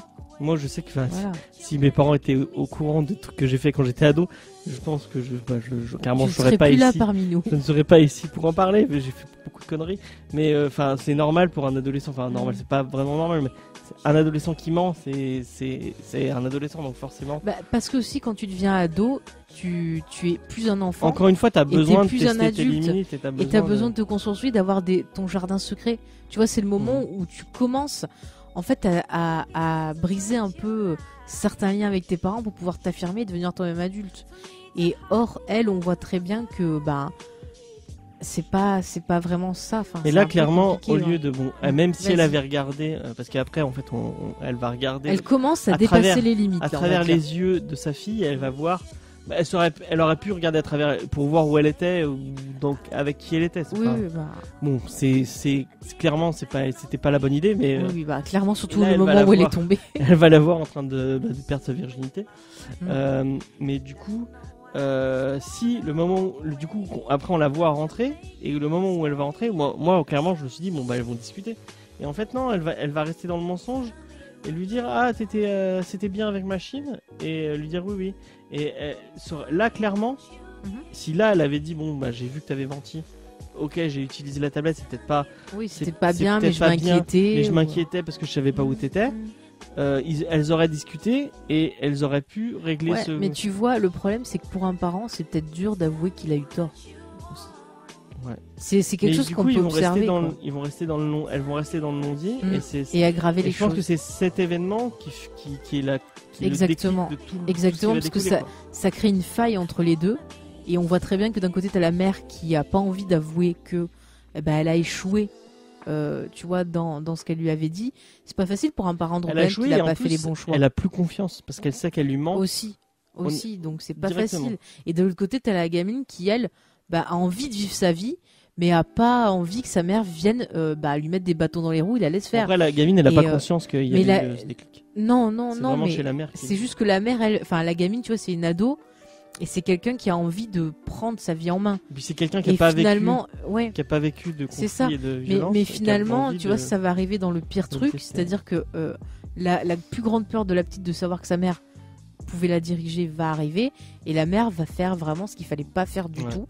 C'est-à-dire que la mère, en fait, va continuer à surveiller sa fille et va découvrir que sa fille est enceinte. Et elle prend la décision pour elle. Elle fait autre chose avant. Oui. Elle fait autre chose qui est important quand même avant. Ah oui. Elle va voir que sa fille se drogue, puisque ça va lui lancer. La tablette va lancer une alerte parce qu'elle va sniffer de la coke. Ouais. Et la mère va voir avec qui elle le fait et va penser. Du coup, c'est pas vrai puisque c'est le petit ami ne voulait pas qu'elle le fasse et c'est elle qui a insisté lourdement pour pouvoir tester. Pour tester, alors ce que ça faisait. Donc elle va prendre à partie le petit ami à son travail en lui disant tu t'approches plus de ma fille, je sais ce que tu fais. Et elle va lui montrer la tablette pour lui faire comprendre qu'elle voit tout ce qu'ils ont fait et tout ce qu'a fait la fille. Et d'ailleurs il y a un truc encore une fois clin d'œil à The Entire History of You. Il y a un moment où on voit que tout ce qu'il y a eu dans la tablette depuis le début est enregistré sur la tablette. Et il y a le même délire de rond avec tous les souvenirs de l'enfant. C'est vrai. Où elle peut revenir sur chaque souvenir. Donc, et là, elle va interdire à l'adolescente de revoir sa fille. Et je pense que c'est un autre déclic. Enfin, le fait que son petit copain ne veut plus la répondre, je pense qu'elle va quand même comprendre que c'est à cause de la mère. Et bien sûr, c'est toujours à cause des parents. Il y a un lien entre les deux. Et c'est ça qui va. Et le fait qui va encore plus creuser le fossé. Et dernière connerie de la mère. Donc elle s'aperçoit que sa fille est enceinte et elle prend la décision pour elle de la faire avorter. Alors que la fille n'est pas au courant qu'elle est enceinte. Encore une fois, elle avait encore une occasion de discuter avec elle. Elle a pas. C'est ça. Quand elle va la voir et qu'elle voit que sa fille est déprimée parce que son petit copain l'a laissé tomber, au lieu de dire j'ai vu que tu avais pris de la drogue et que c'était avec lui, donc je suis allé lui dire que je voulais pas que tu sois ensemble.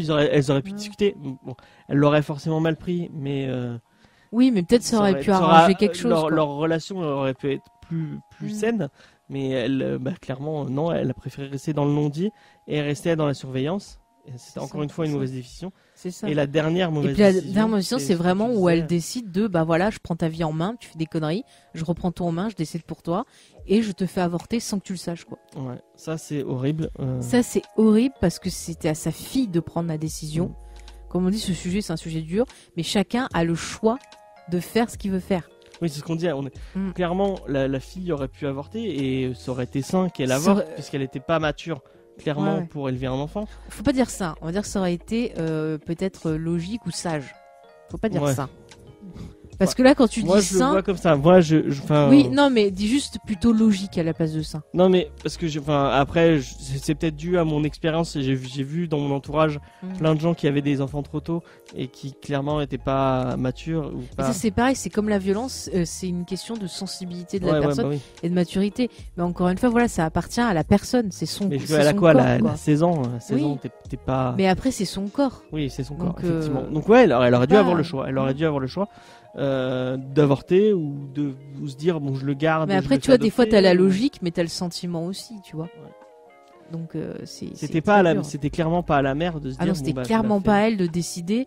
L'avortement, c'est quelque chose de personnel. Ouais. C'est la décision appartient à la personne et il y a personne qui peut juger ou prendre la décision pour soi. Donc ça, c'est. Bon, je dirais pas qu'elle a pas volé le fait de se faire tabasser, mais. Alors ça, tu vas te calmer direct parce que ça va pas passer, mon petit James. Non, mais la mère.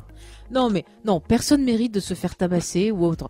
Là, c'est Mais clairement un très mauvais choix. il y aurait Très dû mauvaise avoir une décision. discussion, mais encore une fois, comme tu l'as dit, comme on a la fille qui n'a jamais connu de conflit, qui ne sait pas Comment quels gérer sont un les conflit, elle outils sait pas gérer un voilà, conflit. pour gérer les conflits, qu'est-ce qu'elle fait ? Elle va répondre par de la violence primaire parce que elle s'est abreuvée d'images comme ça et tout, et que finalement pour elle c'est peut-être devenu une normalité, Mais j'ai un l'impression outil. que même la tristesse, elle l'a pas vue. Non, mais Dès c'est ce qu'il- qu'ils avaient dit à un moment qu'elle ne pouvait pas. En fait, à un moment comme il a décrit, moi j'avais peur qu'elle finisse tueur en série parce que elle faisait limite psychopathe quoi. Moi, j'avais l'impression que tu vois elle ressentait plus rien, vu qu'on lui a interdit de connaître toutes ces à des moments. Mais elle ne sait Clairement pas quoi formateur. ressentir. Tu sais C'est-à-dire pas que tu ouais, vois la violence, tu devrais être dégoûté, mais elle finalement ça la même la façon dont l'attire. elle gère Tu vois, le rejet de son petit ami, Mm. on sent que c'est Mais elle pas. sait pas c'est comment pas sain, rejeter ouais, ça. du coup. C'est ça. Elle sait pas quand être triste. Elle Mm. sait pas quand être heureuse. C'est vraiment, elle est complètement Perdue. cassée, perdue. Et à la fin, bah voilà, ça finit super mal parce que finalement, elle tape sa mère et quand elle s'en aperçoit du mal qu'elle lui a fait, ça la choque. Donc elle part encore plus de chez elle. Et la mère, elle se retrouve face de nouveau à sa Mais peur le pire, du c'est qu'elle début. va tabasser la mère et Mm. en fait, ça va activer le filtre. Donc, du coup, elle va frapper. Oui, c'est ça. sans Et voir elle ce voit qu'elle pas, fait, elle en voit fait. pas qu'elle lui fait mal, quoi. Et euh, quand elle le voit, bah c'est ça que je te dis, elle est horrifiée et elle fuit limite en courant. Et t'as la mère finalement qui se retrouve, comme au début, face à sa plus grande peur, elle a perdu sa fille et elle a aucun moyen pour la retrouver. Moi, ce qui aurait C'est été encore horrible, plus quoi. horrible, mais je sais pas Mm. si ça l'a fait, mais c'est que le fait qu'elle explose la tablette aurait bloqué le fait le filtre soit ouvert Mm. et qu'elle ait bloqué le filtre comme ça et qu'elle le reste toute sa vie Ah, ça avec aurait ce été filtre. horrible. Ah non, mais là, elle finissait serial killer, hein, c'est bon. Hein. Mais je sais pas bah non, vu que ça défloute. Mais je trouve que ça aurait été encore pire que ça reste flouté et qu'elle comprenne pas ce qu'elle a fait toute sa vie C'est ça. et qu'elle passe toute sa vie avec ce filtre de stress. Je pense qu'elle aura pas une vie très très longue. Non, mais je te dis, je pense qu'elle devient serial killer. Oui, bah oui. Parce qu'elle verrait pas qu'elle fait mal aux gens, donc. Elle se dit, oh, je prends un couteau, je vois plus les gentiment. Mais même tu vois pas le danger. Enfin. Non, non. Ouais, c'est ce que un truc que je me disais en voyant le chien. Si elle avait la grille, Ouais. du coup, si la grille tombe mais qu'elle voit pas le chien, elle voit pas le danger.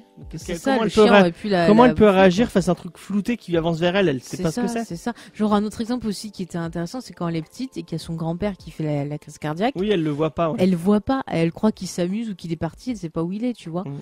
Et c'est horrible quoi. Enfin, il y a Ouais, de quoi être clairement la traumatisé. techno est mal foutue. Ouais, ouais.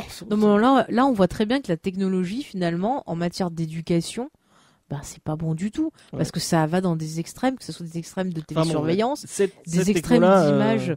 Non, mais même quand on le ramène à la vie de tous les jours, on voit qu'il y a beaucoup d'extrêmes, que ce soit en matière, tu vois, pour le gosse qui a accès à plein de choses dont il devrait peut-être pas avoir accès ou pas regarder seul. Les parents qui surveillent leurs gosses, on sait très bien qu'il y a plein de technologies pour surveiller leurs gosses maintenant aussi, et c'est dans des extrêmes aussi. Et un gosse, il faut, tu vois, cet épisode, je sais pas si ça fait pareil, mais moi ça m'a fait prendre énormément de recul. Et ça m'a fait beaucoup m'interroger, tu vois, en tant qu'enfant par rapport à ma propre relation avec mes parents. Et puis, en tant que, tu vois, des fois je réfléchis, je me dis quel type de parent je serais, est-ce que je vais être comme ma mère ou tu vois. Et du coup, ça m'a fait prendre énormément de recul sur plein de choses. Et du coup, ben, je trouve que c'est une bonne chose cet épisode, qu'on soit parent ou pas. Ça donne vraiment énormément à réfléchir. Et je trouve que Jodie Foster, elle a réussi à poser tous les questionnements qu'on peut avoir des deux côtés. Et vraiment permettre de prendre du recul. Parce que je trouve que prendre du recul, c'est essentiel dans ce type de relation. Ouais. Et on l'a pas souvent avec nos C'est la parents. communication qui vraiment. C'est ça. Faut, C'est ça. On se rend compte qu'en fait, un gosse, on peut lui transmettre des choses et lui faire comprendre des choses simplement en discutant avec lui, plutôt que juste en hurlant ou en, tu vois, ou en disant t'es puni mais sans expliquer. En fait, expliquer à un gosse, je me suis aperçu que c'était hyper important, quoi. Et il y a plein de trucs, je sais moi par rapport à ma propre expérience. Bon bah, il y a des choses, si on m'avait expliqué, j'aurais peut-être mieux compris et ça m'aurait peut-être pas angoissé ou tu vois, des choses comme ça. Et vraiment, cet épisode, moi, ça m'a fait prendre conscience de beaucoup de choses. Et voilà, le simple fait de prendre du recul et de peut-être mieux comprendre nos parents, c'est pas plus mal aussi. Ouais. Enfin, je trouve que c'est un effet bénéfique de l'épisode, quoi. Ouais, non, mais c'est un épisode qui est très très bien écrit, qui est très bien. Cet épisode est vraiment cool. Encore une fois, c'est on ressort à la fin de l'épisode avec ce côté bon. Ok, la vie c'est de la merde. Non, ouais. Enfin, et puis tu te rends c'est compte vraiment aussi cet effet-là qu'a Black Mirror. C'est ça. Et puis tu te rends compte aussi, il y a le côté humain. C'est-à-dire que tu te rends compte que tes parents sont des humains avant tout et qu'ils n'ont pas les réponses à tout, qu'ils font des erreurs aussi. Moi, c'est ce qui me manquait vraiment dans Chute Libre. Toi, tu n'avais pas eu ce ce côté ressenti-là. philosophique et ce ressenti où tu ressors de l'épisode en réfléchissant sur la vie, quoi, au final. C'est ce que la SF devrait être, enfin la bonne SF, ça devrait être ça. Ça te permet, en te montrant un monde futuriste, de réfléchir sur ce qui t'entoure. de réfléchir sur le contemporain et sur ce qui t'arrive. Et t'imagines un parent, tu vois, c'est clair qu'on se rend compte que les parents, souvent, ils vont faire des erreurs. Parce qu'ils n'ont pas la science infuse, ils sont humains. Mais je trouve que finalement, pour un parent, tu te rends compte que c'est dur pour lui de s'avouer que, ok, là j'ai raté un truc ou là je me suis trompé, ton enfant, et d'en parler à son enfant, quoi. Omniscient et c'est ça, c'est censé être l'autorité, celui qui connaît tout, qui apprend tout, qui est parfait. Et c'est vrai que c'est dur de reconnaître ça. De se dire mais je suis pas parfait. C'est ça. Mais du coup, je me demande si pour un enfant, finalement, avoir un parent qui va dire tiens, là j'ai été un peu sévère avec toi, j'aurais dû t'expliquer, j'ai mal fait, je suis désolé. Peut-être que de voir que son parent en tant qu'humain, ça apporterait peut-être beaucoup dans la relation. Enfin, c'est une question qui m'est ressortie après l'épisode, quoi. Ouais, je sais pas si c'est. oui, clairement. Je sais pas, c'est. Faut reconnaître quand t'as tort et quand tu. Et quand t'as raison, tu vois, c'est peut-être. Parce que du coup, comme ça met peut-être moins de pression sur l'enfant. Et le fait de se dire, ok, mon père, ma mère est humain. T'as le droit t'as le droit de faire des erreurs. C'est ça. Même que toi, en tant qu'enfant, t'as le droit de faire des erreurs. Et que c'est normal. C'est ça. Et il faut pas trop vouloir contrôler les choses. Parce que ça, c'est pareil. Le contrôle, c'est tu te rends compte que trop vouloir contrôler, ça fait plus de mal que de bien. C'est toi qui dis ça. Et oui, c'est moi qui dis ça parce que c'est vrai que je suis toujours quelqu'un qui est dans le contrôle parce que ça me rassure. Donc c'est pour ça que je prépare à l'avance mes émissions, vois-tu. Et que je suis un peu maniaque comme Monica, comme tu l'avais si bien dit dans les Friends. Une vraie Monica. Mais tu vois, je me rends compte, c'est pour ça que je vais laisser un peu tranquille. Je vais éviter de te mettre une tablette avec un truc dessus pour te surveiller. On va faire ça, hein, d'accord. Mais attention, tu regardes pas des choses violentes. Hein. Attention, je ne regarderai pas. Je t'expliquerai des choses. On mettra l'exorciste et je t'expliquerai la vie. Oh, ça fait pas peur l'exorciste. C'est clair. Bon. Mais tu vois, ça par exemple, je connais des gens qui sont effrayés par l'exorciste. Moi, je l'avais pas vu, on me disait tellement des trucs horribles et tout, que en fait, j'avais peur de voir le film. Et quand je l'ai vu, je me suis dit, ah bon, c'est ça? Ok. Tu vois? Moi, c'est un truc marrant. Alors que déjà quand avait peur. J'ai une vraie peur, une vraie phobie pour les clowns, mais c'est dû au programme télé. En fait, rien que à cause de ça, j'ai vu ça, mais j'ai vu ça très très tard au final. Mais j'ai eu parce qu'en fait, il revenait souvent et rien que l'image du clown dans le programme télé et de la gueule qu'il avait, ça me filait des angoisses. Et est-ce que c'est pas parce que tu projetais ou tu imaginais des choses? J'imaginais des trucs avec ce clown. C'est ça. Et quand j'ai vu vraiment le film, il est drôle le film. Et en fait, je me dis bon clairement, il est enfin le téléfilm. Je vois plein de gens qui ont peur des vieux téléfilms. Ils sont vraiment mauvais ces films. Moi, j'ai jamais eu peur. Ça m'a plus fait rire qu'autre chose. Quoi. Enfin, oui, non, mais il y a plein de gens qui disent ah oui. Mais encore une fois, c'est la sensibilité. Le remake, il est nul parce qu'il ressemble pas au téléfilm. Mais revoyez le téléfilm, c'est vraiment pas fou. Hein. Après, c'est. Le film est vraiment mieux. Mais le film, c'est pas un film d'horreur, c'est un conte horrifique avec des. Enfin, faudrait faire rester dans la série télé, ce que tu disais. Oui. Bill Skarsgård. Bill Skarsgård dans Castle Rock fait On en parlera d'ailleurs bientôt. beaucoup plus peur que n'importe quel Pennyworth. Ah mais sans non, maquillage. c'est pas Pennyworth, c'est Penny. Oh le clown. Pennywise. Pennywise, Non, ouais. Je crois que c'est Pennywise. Moi, je l'appelle toujours le Penny clown. quelque chose. Hein. Ouais, le clown. Non mais on en reparlera quand on fera Castle Rock, mais Ouais. c'est vrai qu'il est beaucoup plus impressionnant sans maquillage. Hein. Bah, d'ailleurs, enfin, du coup, regardez Castle Rock. Voilà, comme ça vous serez prêts pour voir donnez-nous vos l'émission. avis parce que on a vraiment. On aime bien. On aime Bah, les beaucoup. deux séries qu'on a vues cet été, On va vous en parler. Sharp d'ailleurs. Object et Tu vois, on et tease, Castle on Rock, tease. elles sont vraiment très cool. Si Mm. vous avez l'occasion de jeter un coup d'œil, allez-y Allez-y. parce que ça vaut vraiment le coup. En effet, mon petit James. Donc, en tout cas, c'était un épisode que nous avons beaucoup apprécié, avec des Effectivement. questions très intéressantes sur l'éducation. Alors après, je dirais, voilà, il faut bien éduquer vos enfants. Je sais pas, protégez-les. C'est ça ta conclusion. Non, je sais pas. Non, mais je trouve que ça donne à réfléchir, qu'on soit parent, pas parent. Il y a forcément quelque chose dans cet épisode qui va vous toucher Ne et donnez qui pas va la vous faire vous pilule, interroger. la pilule du lendemain à votre enfant sans le Sans son consentement. sans son consentement. Attention. Et je vais reciter, je l'avais cité avant que ça, pendant le bug, mais rappelez-vous, Schwarzenegger a dit My body, my choice. Rappelez-vous. Voilà, c'est très très important. C'était pas un bug, hein, c'était toi qui avais oublié d'appuyer sur le Mais je bouton. me suis trompé de bouton, laisse-moi. Tu vois, quand je suis pas. J'ai mon accent qui ressort. Bon, bref. Du coup, est-ce que tu veux rajouter autre chose sur l'épisode ou Non, je les crois qu'on thématiques on Si a un en peu fait tout le dit, tour. on a fait tout le tour. Voilà, juste Jodie N'hésitez Foster, on pas t'aime. à nous dire en commentaire si on a oublié des trucs. Ouais, Si ouais. vous, il y a des trucs qui vous ont touché dans cet épisode et qu'on n'en a pas parlé. N'hésitez pas, oui. On est en là parlera pour- avec vous sur les réseaux sociaux. sur les réseaux avec sociaux, plaisir. sur le Discord. Sur le Discord, voilà. oui, c'est vrai, on a N'oubliez pas les dire. Vous pouvez même nous envoyer des mails, hein, vous savez, on a une Ouais. adresse mail. geekonserie.rcm@gmail.com. Comme ça, si vous voulez nous faire toute une étude en 4 pages sur l'épisode, on pourra le lire tranquille. Hein, Ouais. Pas de soucis. Et on vous répondra. Ouais, on essaie de répondre Ou pas. à tout le monde. Non, on essaye de répondre à tout le monde. Franchement, Faye essaie de répondre. oui, c'est moi souvent qui vous réponds si vous vous posez la question. Parce que c'est cool d'avoir des messages et donc du coup, je estime que c'est normal qu'on vous réponde. Voilà. C'était l'instant. Et moi, je la où on vous fais. répond. Non mais toi, franchement. Toi, je te jure, tu vas avoir une spéciale nounou d'enfer qui va te tomber dessus. Non, Ça t'apprendra à je être ne vilain. regarderai, je ne parlerai pas de cette série raciste en plus. Mais elle n'est pas raciste. Si, elle est raciste. Mais elle est faite par une juive. Mais Elle oui, peut pas mais être c'est raciste quand même. Elle peut pas être raciste de sa propre origine. C'est Si débile. tu véhicules les clichés Mais racistes. c'est on a fait un épisode sur Friends où on a recontextualisé et il te faut la même chose sur la nounou d'enfer. Non. C'était les années 90. Elle joue avec des clichés, mon petit James. Si tu véhicules les clichés racistes en étant Mais toi-même. elle véhicule pas. Ça reste raciste. Mais non, c'est pas raciste. Oh. Et la maman italienne, alors c'est raciste aussi. Oh, mais tu fais pas toute une série sur la même. Bah il y a des films sur des mamas italiennes. Hein. Enfin, c'est pas grave. Oh. Et Madame Ah, Rossini, tu veux dire qu'elle est un raciste, autre- c'est ça qui, Madame Rossini Dans Who's the Oh putain. comment c'est Madame est servie. Tu. On le fera un jour, Madame est servie. Nanana, Et je parlerai de mon nanana, amour pour Tony nanana. Danza. C'est mon papa. Et je de série couperai ce préféré. moment parce que je n'ai pas envie que les gens m'entendent chanter. Bon alors, est-ce que un petit... alors, on n'a pas fait trop de recos, mais est-ce que tu vois des choses en matière d'éducation Du coup, c'est compliqué hein, parce que j'ai Moi, pas j'ai trop pensé de- à Carrie. Vous voyez, un exemple de mère qui contrôle trop son D'accord. enfant. Et ben voilà, ça donne On Carrie. reste dans le Stephen King, encore une fois, Stephen King. Ah, mais Stephen King, il a tout compris, tu vois. Il faut pas trop faire chier son Vous gosse. voulez avoir des enfants, lisez du Stephen King, il vous Voilà. expliquera comment il faut faire. C'est ça. Ou alors, vous pouvez encore regarder le film de Palma.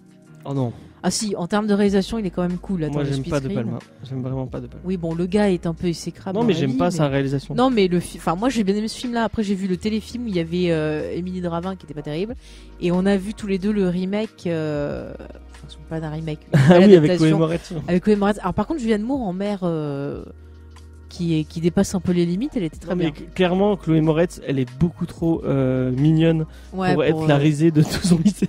C'est pas possible. on n'y croit pas. Mais Autant- Julianne autant Moore était bien. Comment elle s'appelle Sissi Spacek. Sissy Spacek, oui. Elle, Qui est aussi elle dans a- Castle Rock. Qui est très bien dans Castle Rock. Mm. Elle a le physique un peu awkward d'une Carrie qui est Mm. vraiment parfait pour ça. Autant Chloé Moretz, non, pas du tout. Mais souvent, tiens d'ailleurs, je sais pas si tu avais lu ça, mais j'avais lu un article il y a quelques années sur les serial killers, parce que c'est un sujet qui m'intéresse. Et il y avait eu une étude, toujours faite par nos amis américains, qui montrait que la plupart des serial killers avaient eu une mère ou un parent abusif qui avait tendance un peu à les Je pense qu'il faut. à les non, castrer faut- ou comme ça. faire Après, je attention pense qu'il avec faut ce faire genre attention de- aussi, prendre du recul. Ce genre de d'accord. cliché. Mais c'est vrai que ça revient souvent dans beaucoup de pseudo. Regardez Manhunter. Je pense Voilà. que tout est dans Manhunter. Oui, Manhunter l'explique très bien aussi. Mais tu vois, enfin après, je cherche d'autres exemples de parents abusifs. Oh bah, attends, il y a quand même une célèbre mère abusive. C'est ça. En fait, les recos, c'est des trucs de parents abusifs. Okay. Je recommande Psychose. Oui, mon Dieu. Où là, on a un bel exemple de ce que peut faire une mère abusive. Est-ce que vous pouvez montrer à vos enfants quand ils sont jeunes? Alors, la scène de la douche. Carrie. C'est très... Non, après, en bonne relation parent-enfant, on peut vous renvoyer à notre épisode sur This Is Us, voilà. Avec le meilleur père de toute fiction confondue, Jack Pearson. Oh, c'est un très très bon père. C'est le meilleur père de tout. Oui. Ah, le père de Malcolm est bien aussi. Ah non, mais... Ah, j'aime bien Al. Rien n'est mieux que Loïs en tant que mère abusive. Oui, alors elle contrôle bien, mais ses gamins, ils filent bien quand même. Et moi, je pense que tu en as parlé plusieurs fois, mais la meilleure mère de fiction, c'est Marge Simpson, qui est une très très bonne mère. On est en train de refaire tous les Simpsons. Peut-être qu'on va en parler. Pour un geek en série, on ne sait pas. Teasing. On est en train de se refaire une bonne partie des Simpsons. Et Marge Simpson est vraiment... autant Homer, pas du tout. Ah oui, non, mais Marge Simpson... Mais Marge... Mais c'est ça, c'est un exemple de mère qui est à l'écoute de ses enfants, qui essaye de communiquer avec eux et qui les accepte pour ce qu'ils sont. Et quand ils font des bêtises, bah oui, des fois elle va être déçue, enfin elle va essayer de leur expliquer. Mais il y a quand même... Enfin, elle apporte quelque chose, je trouve. Et c'est un perso qui est souvent sous-estimé. Ça me fait penser à une réplique de Bart dans un épisode qu'on a vu il y a pas longtemps. Va te faire shampouiner. Non, c'est le moment où en fait t'as Homer qui doit le punir et t'as Bart qui le regarde en fait. Mais tu dois chercher une punition, me regarder pendant que je fais la punition et. Alors que tu pourrais regarder une série télé, Mais je sais plus comment il s'appelle cet épisode, mais il est génial. Oui, c'est l'épisode sur le film d'Itchy et Scratchy. Ouais. Où Bart arrive à se sortir de toutes les situations. Ah non, mais Bart, mais c'est un truc de fou, Bart. Non, mais c'est vrai, tu vois, j'ai réfléchi, mais la mère de Buffy est une bonne mère aussi. Oh, le canapé de Buffy. Ah non, commence pas avec ce canapé. Non, mais c'est vrai que la relation parent-enfant, finalement, c'est une thématique qu'on retrouve beaucoup dans les séries télé. C'est pas du tout une bonne mère en plus, la mère de Buffy. Elle est totalement absentéiste. Alors là, c'est pas vrai. Alors là, c'est pas vrai du tout. Elle la laisse complètement. Alors là, c'est pas vrai parce que Giles, c'est un bon père si tu veux. Attends, recontextualisons.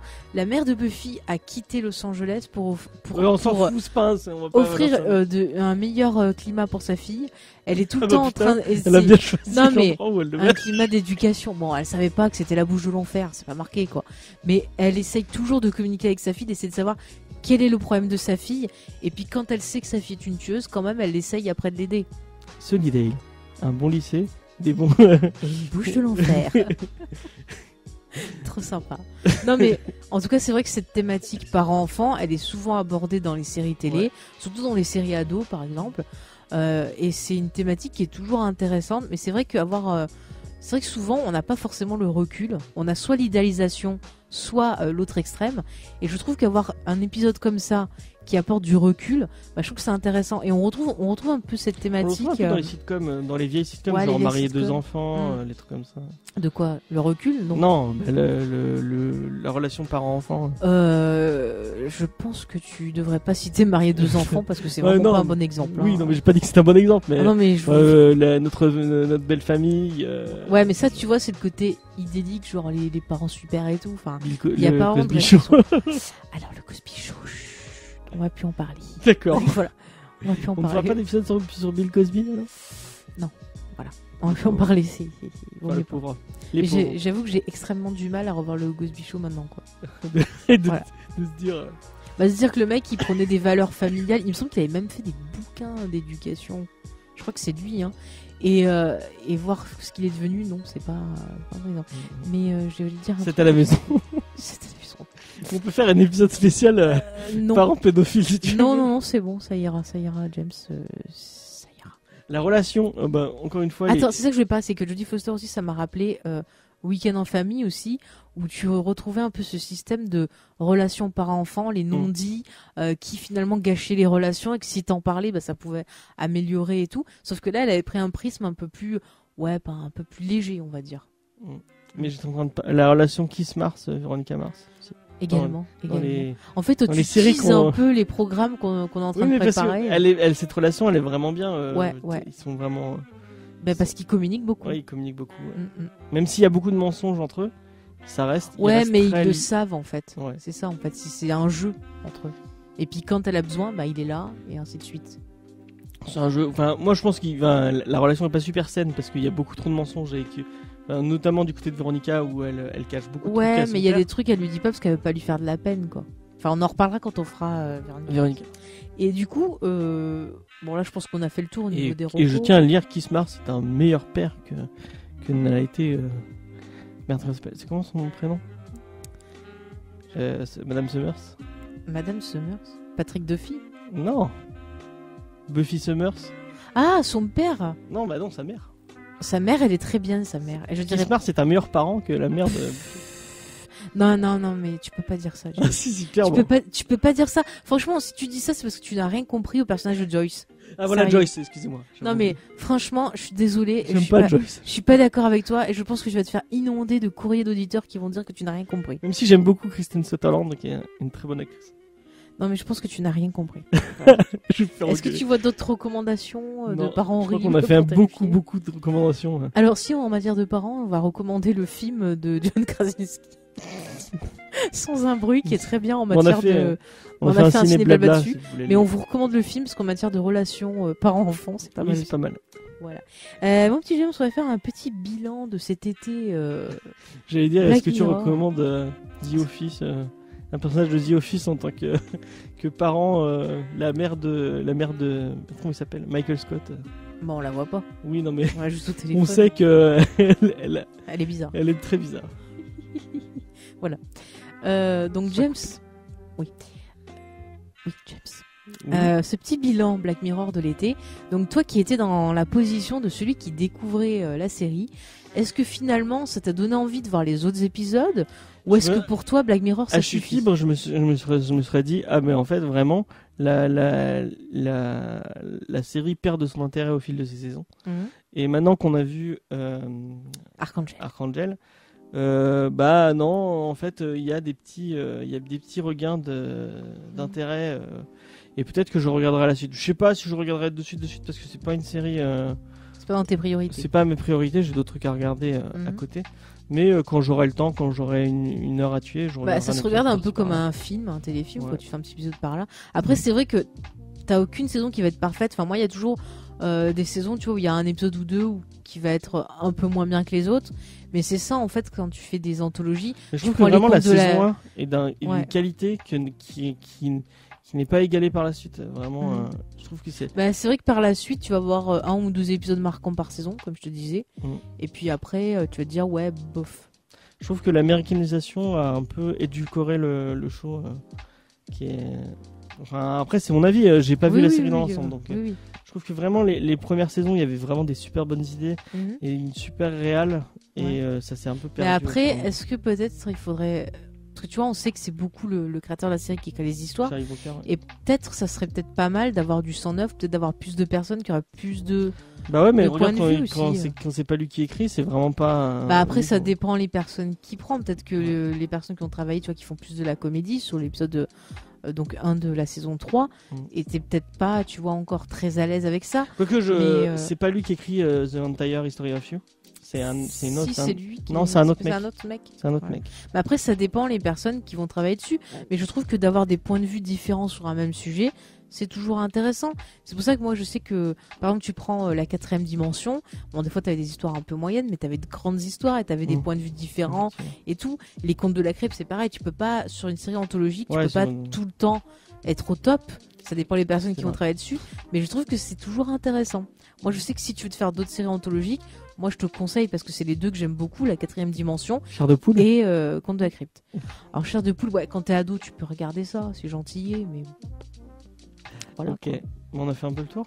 Ouais, je pense. Donc toi, tu vas quand même essayer de regarder, sachant, il me semble Quand j'aurai le que temps, mais je crois que pas c'est une en, priorité. en octobre, ou en tout cas fin d'année, il me semble, il y a la saison 5 qui doit Ah ouais. arriver sur Netflix, c'est ce que j'ai lu sur IMDb. Donc moi je pense que je regarderai, oui. Après, ce qui est bien avec la série anthologique, c'est que tu peux regarder l'épisode que tu veux, quoi. C'est clairement pas une série. Enfin, il y a des séries beaucoup plus marquantes que Black Mirror. Enfin, il y a des épisodes qui vont très très bien, mais je trouve que par exemple des trucs comme Utopia ou enfin, il y a vraiment des séries. Oui, mais là c'est pas pareil. Là, on parle de séries anthologiques. Là, oui. Utopia n'est pas une série anthologique. Peut-être que le truc anthologique me plaît moins. J'aime bien avoir un fil rouge quand même, donc. C'est ce que j'aime dans la série, c'est pouvoir suivre des personnages tout le long d'une série. Ouais, ou une intrigue. Une intrigue, ouais. Donc là, ouais, c'est un peu. Ouais, je suis pas très fan de séries anthologiques. D'accord. Peut-être American Horror Story est dans le délire anthologique sur une saison, c'est peut-être plus donc toi, tu préférais une saison, une histoire. J'aime bien suivre un truc sur la longueur que sur un épisode.